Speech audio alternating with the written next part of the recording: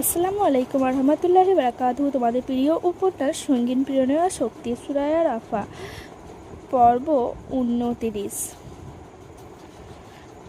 নতুন সূর্যে উদয় হয়েছে ধরণীতে। কৃত্তিকের বাড়িটা যেমন পুরোপুরি নির্জন নিরবিলি, ঘুম থেকে উঠলে মনে হয় মৃত্যুপুরী। এখানে মোটেও তেমনটা নয়। সকাল সকাল বেশ ভালোই গাড়ি ঘোড়া মানুষজনের সরগোল শোনা যায়। নতুন পরিবেশ, তাই খুব সকাল সকালই ঘুম ভেঙেছে ওরুর। ঘুম ভেঙেছে কথাটা অবশ্য পুরোপুরি মিথ্যা। কাল রাতে এক ফোঁটাও ঘুম হয়নি ওরুর। সারা রাত এপাশ ওপাশ করে কাটিয়ে দিয়েছে, আর এখন ঘুম থেকে উঠেই রেডি হচ্ছে ভার্সিটি যাওয়ার উদ্দেশ্যে। রেডি হয়ে বের হওয়ার সময় মায়ের হাজারটা প্রশ্নের উত্তর দিতে হয়েছে ওকে। কোথায় যাচ্ছ, কখন ফিরবে, এত দূরে ভার্সিটি, আরও কত কি। প্রথমে তো স্বয়ং রাজকেই ঝুলিয়ে দিতে চেয়েছিল কাঁধের মধ্যে।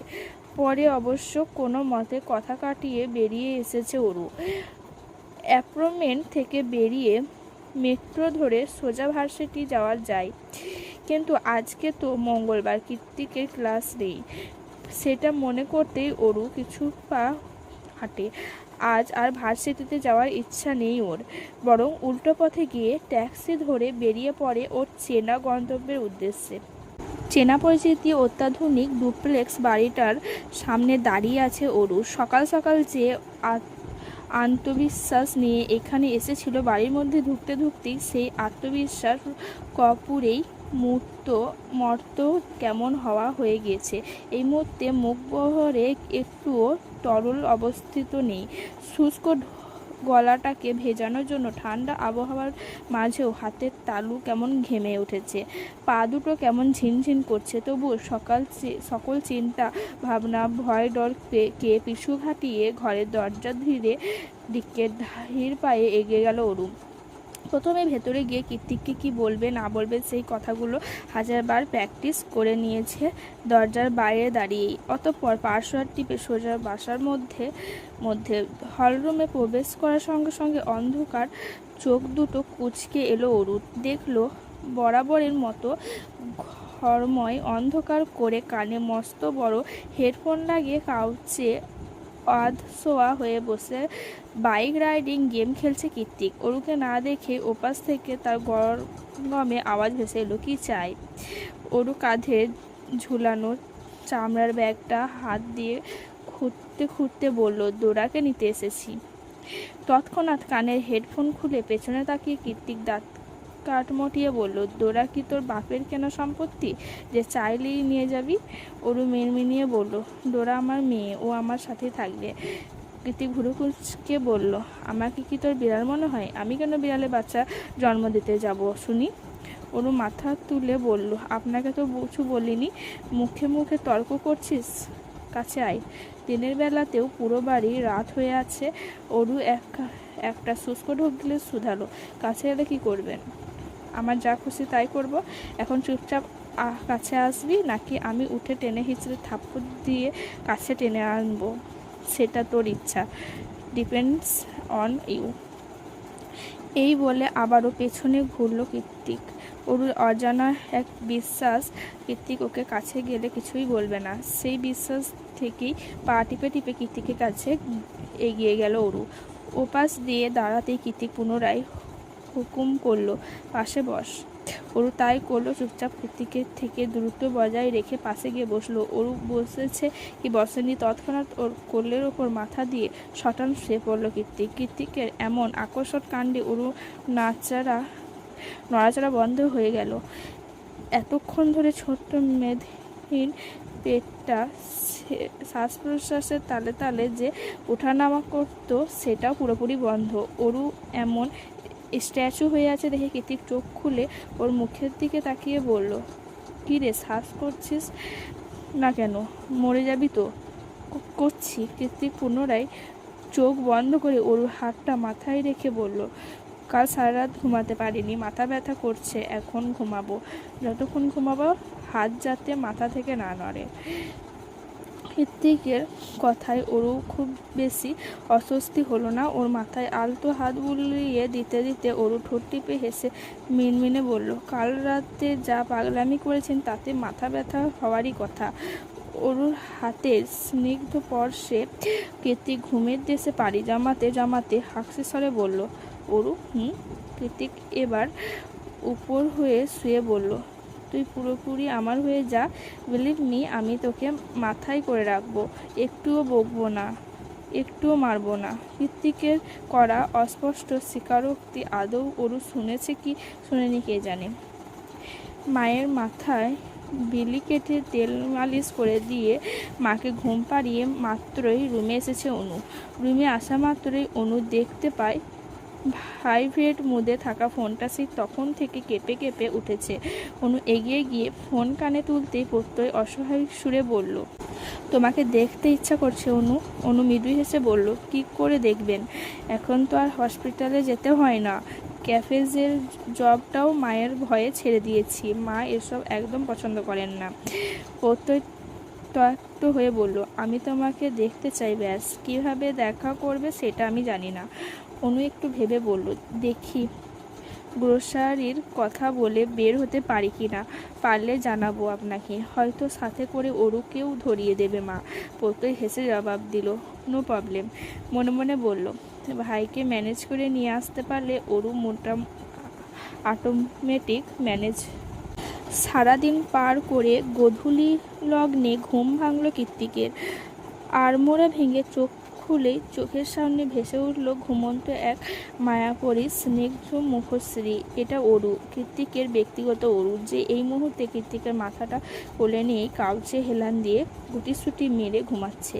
ওর নরম তুলতুলে হাতটা এখনও কৃত্তিকের চুলের ভাঁজে নিবদ্ধ।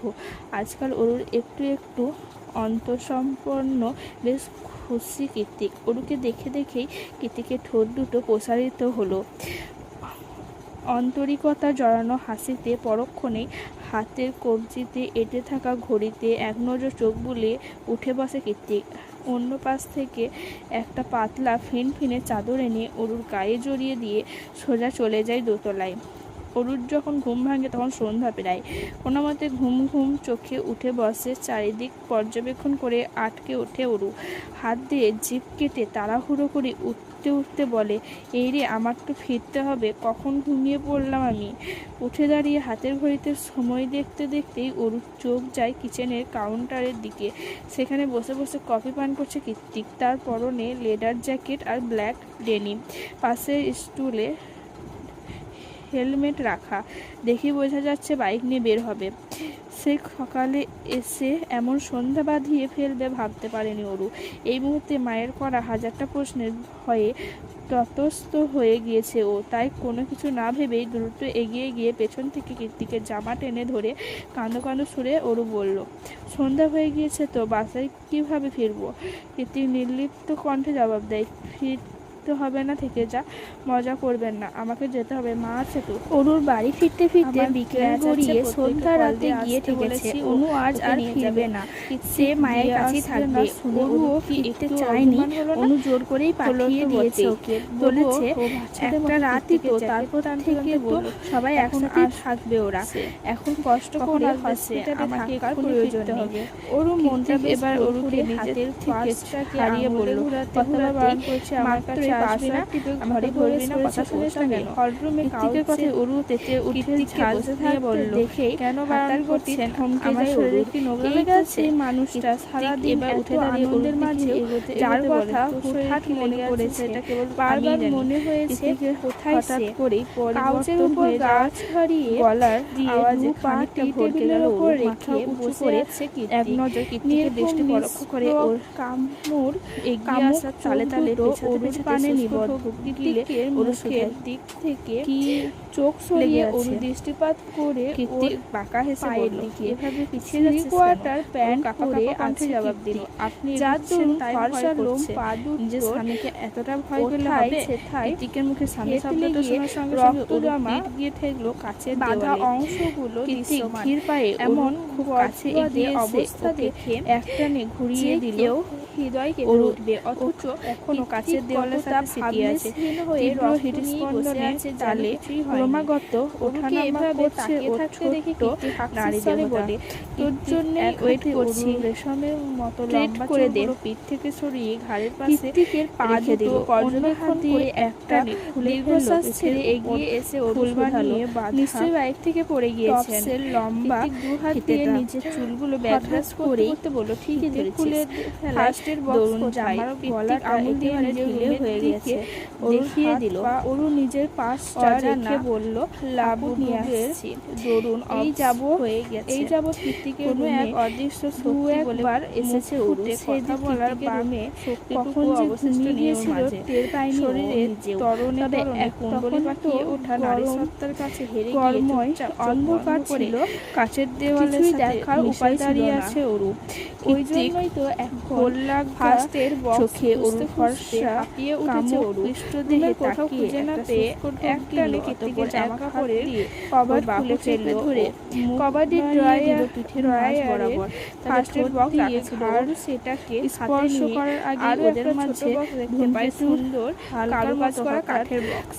জ্বলে ওঠা আবদ্ধ মধ্যে প্রশ্নটা মনের মাঝে উকি দিতে করে দিয়ে দরজা ঠেলে ভেতরে প্রবেশ করা অনেকটা বিস্ময় আর কৌতূহল নিয়ে বক্সটা খুলল। প্রবেশ হওয়ার সঙ্গে সঙ্গে ভেবেই নিয়েছে এত সুন্দর বক্সে হয়তো কোনো হিরে বা দীর্ঘশ্বাস ছেড়ে গম্ভীর গলায় বলল, ওরুকে পুরোপুরি ভুল প্রমাণ করে দিয়ে বক্স থেকে বেরিয়ে এলো একটা লম্বা চোখ মাথা নাড়িয়ে নজরে সেখান থেকে প্রস্থান করলেন। আবার বলল, অরুর জামার ফিতে হাত দেয়।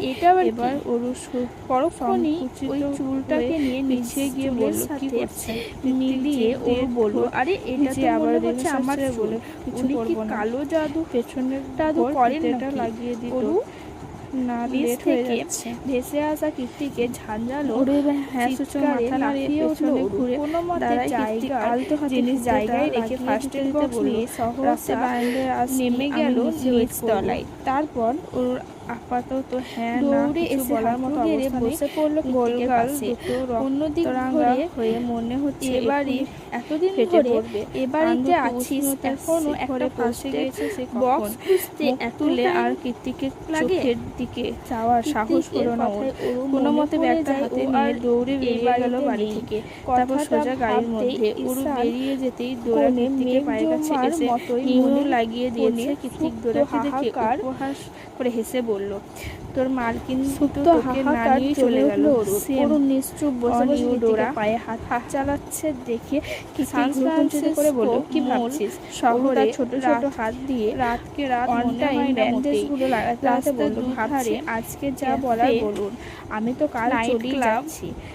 বিলবোর্ড মাঠ সবখানে স্থানীয় মানুষজন এগিয়ে দিয়ে বলল, হেরাইনার কোথায় যাবি তুই? হেরাইনার অরু এবার দের আনাগোনায় জমজমাট এই জায়গাটা, কাল চলে যাচ্ছি আমরা। রাস্তের নিকোষ কালো আমাদের আধার মোটেই ছুতে পারে না এই ব্যস্ত নাগরিকে। অ্যাপার্টমেন্ট রেন্ট করা হয়েছে, সজ্জিত ঝিকঝিক কথাটা বলতে দেরি হলো, সবকে গাল দুটো চেপে ধরতে আর দেরি হলো না কীর্তিকে। হঠাৎ এখানকার দিন আর রাত তীব্র রেগে বেশ শক্ত করে অরুর গাল দুটো খুব বেশি রাজ্যে হয়েছে এমনটাও নয়, ঘড়ির কাঁটায় বেজেছে 8টা সাড়ে 8টা। তবু ঘরে ফেরার চিন্তায় মনে হচ্ছে ওর গালে যাচ্ছে অরুণ ভেঙে যাবে। অর্ধনু ব্যথায় যুগল বরাবর ভিজিয়ে নিচ্ছে কীর্তিকের বাড়ি থেকে ফিরতে ফিরতে তৎক্ষণাৎ দেরি হয়ে গেছে। তারপর এখন আবার আকাশে খুব ব্যথা লাগছে, মেঘ ডাকছে, ছাড়লো না। ওদিকে মা নিশ্চয়ই রেগে বোম হয়ে আছে। ঘরে প্রবেশের আমার জীবনের সঙ্গে কয়েক হাজার প্রশ্ন ছুড়ে মারবে কে জানে। তখন একসঙ্গে যন্ত্রণা দিতে লাইফ করে বলবে, হেল বানিয়ে ছেড়েছিস, বাড়িতে গিয়েছিল সেটা দিচ্ছিস কিভাবে বলে পায়ের নিচে থেকে সম্পর্কটা এতটাও ভালো শব্দে লাথি মারলো অরুণ সঙ্গে সঙ্গে ঝনঝন করে টেবিলটা উল্টে পড়লো অন্য পাশে। বোধ হয় চুপচাপ বসে আছে, তখনই নীরবতা ভেঙে পাশ থেকে পড়তে বলে, না করে এসে এতক্ষণ ধরে করা ব্যান্ডেজের কথায় ধ্যান ভাঙে তুলে ফেললো হয়ে যায় অরু। গাড়ির জানালা দিয়ে এক ঝলক উঁকি দিয়ে ওর স্বল্প চেনা আরে কি লাক্সারিয়াস আবারও রক্ত রোমেন্টাল ভবনটার দিকে তাকিয়ে পুনরায় চোখ ঘুরিয়ে প্রত্যেককে ধন্যবাদ জানিয়ে দ্রুত গাড়ি থেকে বেরিয়ে যায় অরু। এগিয়ে গিয়ে গেট খুলে বাড়ি থেকে বেরিয়ে যায়। সামনে গিয়ে দেখতে পায় লিফট করে মেঝেতে 26 তলায় আটকে আছে। ব্যতিগ্রস্ত আশ্চর্য হয়ে মনে মনে ভাবলো, উনি কি বললেন? কেবল 3 তলায় যাব।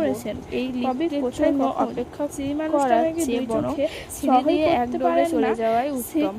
ভবনার সাথে কাজের মিল রেখে অরুণ দ্রুত উঠে গেল সিঁড়ি বেয়ে। তবে সিঁড়ির মাঝ বরাবর কথাগুলো বলতে বলতে অরু হাত তাড়াহুড়ো করে উঠতে গিয়ে বাম পাশে আবার শরীরের সাথে ধাক্কা লেগে প্রায় পড়েই যাচ্ছিল অরু। তার আগেই ওকে জন্যই হচ্ছে দিয়ে সামলে নেয় লোকটা। অনেকেই ওদের বিয়ের ঘটনাটা জানতে চাইছো, চেনা ধারাবাহিকতায় সেটা শুনে আসবে সামনে। আর যারা ওর ভালোবাসা দেখতে চাইছো তাদের বলবো দেখলো ওর মায়ের নিউ অ্যাসিস্ট্যান্ট পাগলের মতো ভালোবাসে। রাজকে দেখা মাত্র আরো একটা বাস্তব দিনে মেজাজ চাওড়া হয়ে গেল। সেই সাথে রাজের দেওয়া অসহ্য নিয়ে চারিপাশ বাইরে বৃষ্টি নেই, তবে প্রবল বেগ সামলে নিয়ে বেগে হাওয়া গলায় বলল, চলো আমি ঠিক আছি বাড়িটা, কিন্তু আপনি এখানে রাতের বেলা কি করছেন? ধান্দা কি সেটা বলুন। শহর সমহরি হাসি দিয়ে হওয়ায় আশেপাশে ধান্দা নেই ম্যাডাম, এই পুরো ভবনে বেশিরভাগ অ্যাপার্টমেন্ট গুলোই বাঙালিদের। সেই হাওয়া তাণ্ডবটা বারবার একটু বেশি মনে হয়, কিন্তু আজ আব্বু আম্মুকে নিয়ে ছোটবেলা থেকে এই ফ্ল্যাটেই থাকি আমি। সেই হিসেবে বলতে গেলে আমার আপনাকে জিজ্ঞেস করা উচিত ধান্দা জানে। সারাদিন ছেলেটা হেসে হেসে কথা বলে ঠিকই, কিন্তু কথায় পরনে কথার মাথায় খোঁচা দিতে চুলো ছাড় দেয় না, বড্ড সিয়ানা। রাজের কথায় ওর চোখ মুখ পুরুষালী শরীরের বলল, স্পষ্ট পুনরায় ঠোঁট দিয়ে হেসে বলল, ইয়ে ম্যাডাম, ফ্রম নাও অন রয়্যালেক্স ঘড়ি মাথায় চুলগুলো ব্ল্যাক ব্রাশ করে সেট করা। এই কীর্তিকে দেখলে অরুর চোখের মুখে বলবে না ছাপ।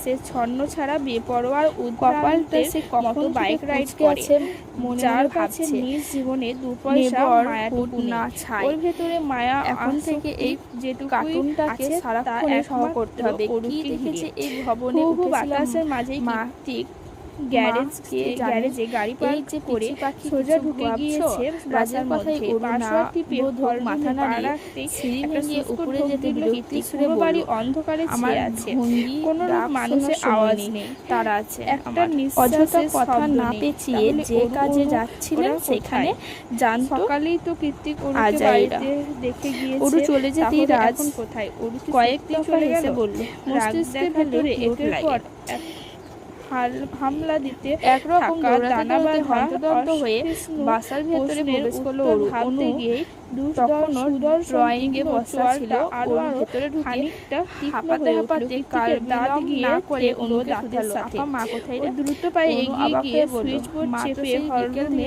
আলো জ্বালালো। এমন আলো জ্বালাতে কিচেনের কথায় ওরু থেকে নিঃশ্বাস ছেড়ে মনে বলল, যারে যাত্রে বেঁচে গেলাম, নয়তো মা যেই বিচক্ষণ ঠিক কোনো না কোনোভাবে ধরে ফেলতো আমি ভার্সিটিতে নয় অন্য কোথাও গিয়েছিলাম।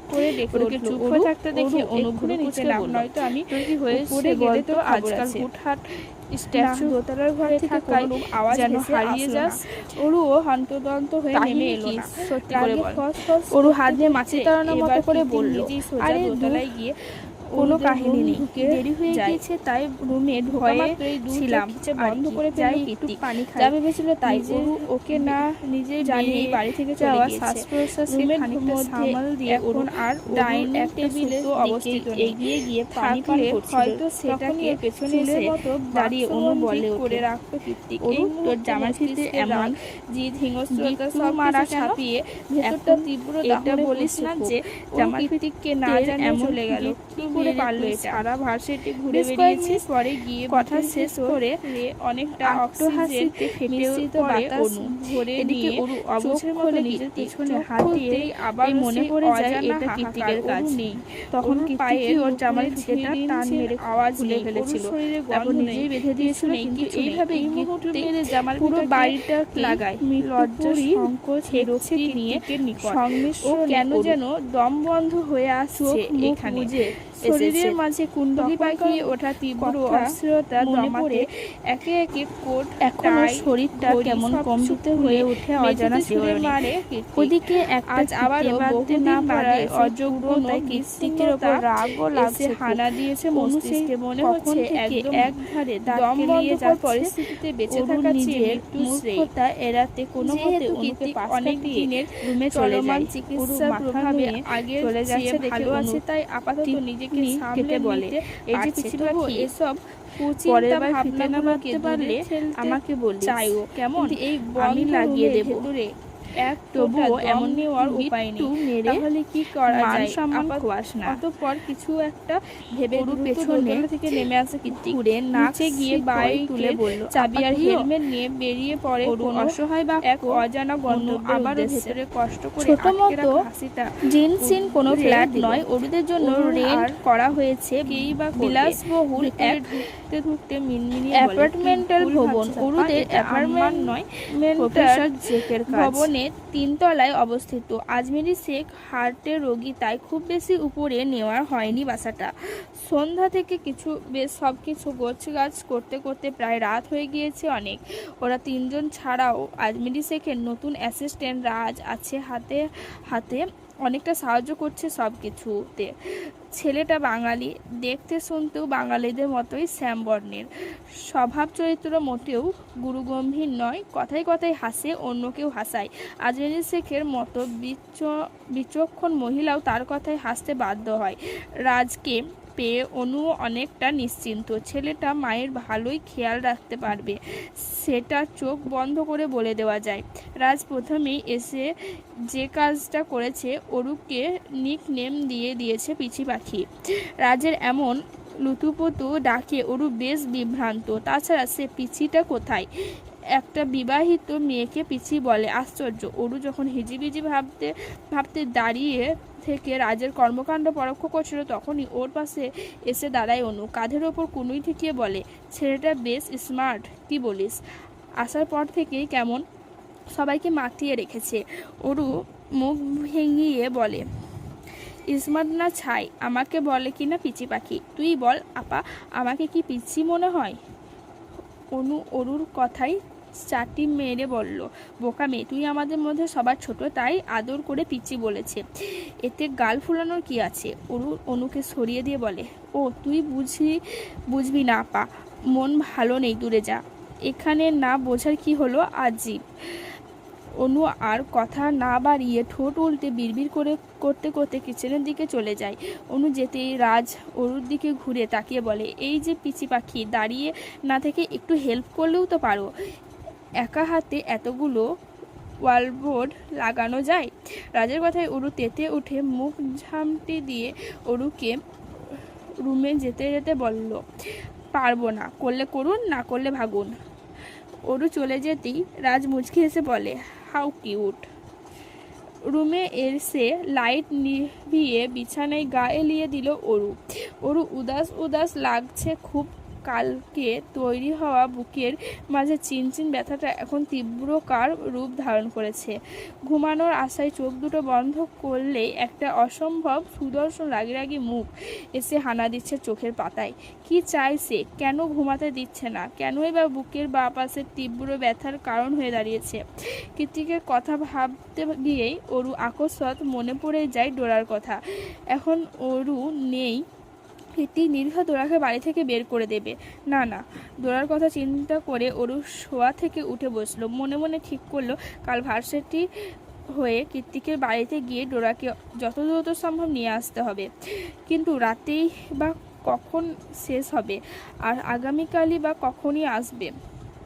অস্ফুটে কথাটা উচ্চারণ করতে আবারও চোখ মুখ বিচ্ছিন্ন ছেয়ে গেল অরুর। বুকের ভেতর সেই এক তীক্ষ্ণ চিনচিন ব্যথা। অরু কষ্ট হচ্ছে, অজানা কষ্ট, কিন্তু কার জন্য? বারবার মনে পড়ে পড়ছে কৃতিকের মুখ থেকে উগরে আসা স্পষ্ট কথাগুলো। আমার জীবনের সবচেয়ে বড় ভুল কি জানিস? তোর প্রেমে পড়া। গুনগুনে 12 বছরে বড় হয়েও কৃতিক অরুর প্রেমে পড়েছে। কথাটা ভাবতেই শিহরিত হয়ে ওঠে অরুর হৃদয়, মন, সবকিছু। হাজার চেষ্টা করেও কৃতিকের কথা মাথা থেকে সরানো যাচ্ছে না। না চাইতেও এই মুখটাই মনে পড়ছে বারবার। এ যেন মন মস্তিষ্কে এক তীব্র দোটানা।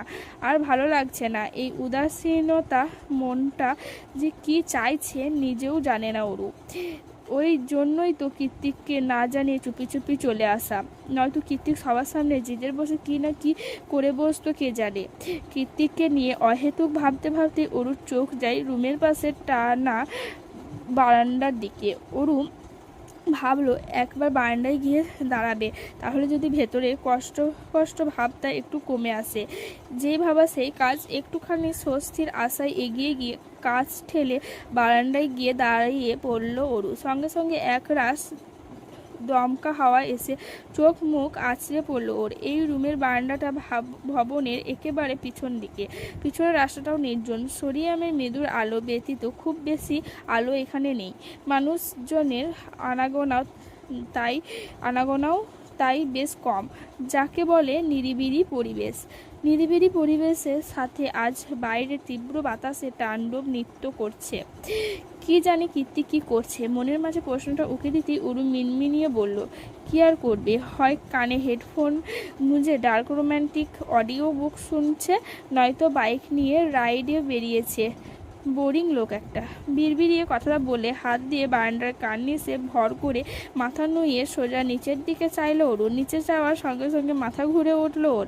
নিজেকে ভুল প্রমাণ করতে সোজা হয়ে দাঁড়িয়ে কয়েকবার চোখের পলক ছেড়ে পুনরায় নিচের দিকে তাকালো অরু। দেখলো অরুর দৃষ্টি বারবার বাইকে হেলান দিয়ে ওর দিকেই তাকিয়ে আছে কীর্তিক। চুলগুলো অগোছালো, ফর্মাল শার্টের হাতাটাও গুটানো, গলায় টাই নেই, সামনের দিকে কয়েকটা বোতাম অবাধে খুলে রাখা, যার ফলে ঢেউ খেলানো ফর্সা বক্ষদেশ স্পষ্ট দৃশ্যমান। কীর্তিককে বড্ড এলোমেলো লাগছে। ঘোলাটে দৃষ্টিটাও কেমন বেসামাল। এত দূর থেকেও কীর্তিকের আহত দৃষ্টিতে বুকের ভেতরটা কেমন মোচড় দিয়ে উঠল অরুর। কেন যেন মনে হচ্ছে কীর্তিক আর কারোর জন্য নয়, বরং ওর জন্যই দাঁড়িয়ে আছে এত রাতে। অরু আর বারান্দায় চুপ হয়ে দাঁড়িয়ে থাকতে পারল না। হুট করে কি ভেবে যেন ওড়নাটা নিয়ে সবার আড়ালে ছুটে বেরিয়ে গেল অ্যাপার্টমেন্ট থেকে। মাথায় ভালো মতো ঘোমটা টেনে ছুটে এলো কীর্তিকের কাছে। অরু নিচে নেমে এসে তাও কীর্তিক একইভাবে তাকিয়ে আছে অরুর পানে। কোনো রাগ নেই, ক্ষোভ নেই, বিরক্ত নেই। দু চোখে যা আছে তা হলো একরাশ মাদকতা। অরু সুতি 3 পিস পরে আছে, মাথায় ওড়না দিয়ে ঘোমটা টানা, লম্বা সিল্ক চুলগুলো পুরোপুরি বাঁধন হারা। অরু কীর্তিকের কাছে এগিয়ে আসতেই কীর্তিক মৃদুর হাতে ওর কোমর আঁকড়ে ধরে ওর কাঁধে মাথা এলিয়ে দিয়ে হেসে বলল, তোকে হুট করেই বউ বউ লাগছে জান। কীর্তিকের কথা স্পষ্ট নয়, মাথাটাও কেমন টলছে, মুখ দিয়ে অ্যালকোহলের বিশ্রী গন্ধ বের হচ্ছে। অরু চোখ মুখ কুঁচকে বলল, আপনি অ্যালকোহল খেয়ে বাইক রাইড করে এত দূর চলে এসেছেন? কীর্তিক হ্যাঁ সূচক মাথা নাড়িয়ে অরু পুনরায় বলে, যদি কিছু হয়ে যেত। কীর্তিক ওর কথায় তোয়াক্কা না করে নিভু নিভু চোখে বলল, তুই আমায় ছেড়ে কেন চলে এলি? এখন কি করে থাকবো আমি? একটু তো চোখের সামনেই দেখতাম, সেটাও তোর মায়ের সহ হলো না। অরুর কাছে কীর্তিকের এই রূপ পুরোপুরি নতুন। ও কখনো কীর্তিকে এমন নরম সুরে কথা বলতে শুনেনি। আজই প্রথমবার। কীর্তিকের বলা প্রত্যেকটা কথা অরুর শরীরে কম্পন ধরিয়ে দিচ্ছে ঠিকই, কিন্তু বুকের মাঝে জমতে থাকা সেই তীব্র চিনচিন ব্যথাটা হুট করেই কেমন উবে গিয়েছে। পাশে এসে ভর করেছে অজানা এক প্রশান্তি। কি নাম দেওয়া যায় এই প্রশান্তির জানা নেই অরু। অরু চুপ হয়ে দাঁড়িয়ে আছে। কীর্তিক অরুর ওড়নাতে নাক ঘষে দু হাতে ওকে আরও খানিকটা কাছে টেনে বলল, হার্টবিট ফিরে চল আমার সাথে। তুই তো আমার, তোকে ছাড়া থাকতে কষ্ট হচ্ছে তো, বল যাবি? কীর্তিকের প্রশ্নে কোনো উত্তর নেই অরুর কাছে। ও তো এখনও কীর্তিকের নতুন রূপে আবিষ্কার করা ব্যস্ত। কোনো কীর্তিককে রেখেছে ও। অরু যখন কৃত্তিকের বাহুদরে দাঁড়িয়ে কৃত্তিককে নিয়ে হাজারো চিন্তায় বিভোর, তখনই কানে ভেসে আসে অনুর গলা। কার্কশ আওয়াজ উপর থেকে হাঁক পেরে পেরে ওকে ডাকছে অনু। বারবার বলছে, রাতের বেলা কোথায় গেল মেয়েটা। রুমে দাঁড়িয়ে অনু ডাকছে বুঝতে পেরে অরু নিজের মাথার ঘোমটা আরও ভালো করে টেনে নিয়ে কৃত্তিককে উদ্দেশ্য করে বলল, মোবাইল কোথায় আপনার? মোবাইল দিয়ে কি করবি? দরকার আছে দিন। কৃত্তিক অরুর অন্যকে নাক ঘষতে ঘষতে বলল, পকেটে মনে হয়। কৃত্তিক টলছে তাই অরু নিজেই ওর পকেট থেকে মোবাইলটা বের করে কল দিল প্রত্যয়ের নাম্বারে। প্রত্যয় ফোন রিসিভ করে ওপাশ থেকে কিছু বলার আগে অরু এক নিঃশ্বাসে বলল, ওনাকে না মানে কৃত্তিক ভাইয়াকে আমাদের বাসার সামনে থেকে নিয়ে যান, উনি ড্রিঙ্ক করে আছেন। প্রত্যয় চমকে গিয়ে বলল, কি বলছো? কোথায় আছে ভাই? অরু মিনমিন করে বলল, আমাদের নতুন বাসার পেছনের রাস্তায়। প্রত্যয় হ্যাঁসূচক মাথা নাড়িয়ে বলল, ওকে, আমি এক্ষুনি আসছি। প্রত্যয় কলটার কাটার আগে অরু একটু আগ বাড়িয়ে বলল, ইয়ে ভাইয়া, আপ্পাকে কিছু বলবে না দয়া করে। প্রত্যয় একটা দীর্ঘশ্বাস ছেড়ে জানায়, যদিও বা কৃত্তিক ভাই এসবে পরোয়া করে না, তবু তুমি যখন বলতেছ তখন বলবো না। অরু স্বস্তি নিঃশ্বাস ছেড়ে ফোন কেটে দিয়ে কৃত্তিককে বলল, আপনি থাকুন, আমি আসছি। আপা তখন থেকে ডাকছে, দেখে ফেললে সর্বনাশ হয়ে যাবে। কৃত্তিক ওদিক সেদিক মাথা নাড়িয়ে ঘোর আপত্তি জানিয়ে বলে, কোথাও যাবি না, তুই আমার সাথে ঘুমাবি এখন। ঠিক সেই রাতের মতো তোকে বুকের মধ্যে নিয়ে ঘুমাবো আমি। কৃত্তিকের কথায় অরু মনে মনে বলে, আপনি স্বাভাবিক থাকলে এমন আচরণ করেন না কেন বলুন তো? এমন ব্যবহার করলে তো আমি কবেই আপনার প্রেমে পড়ে যেতাম।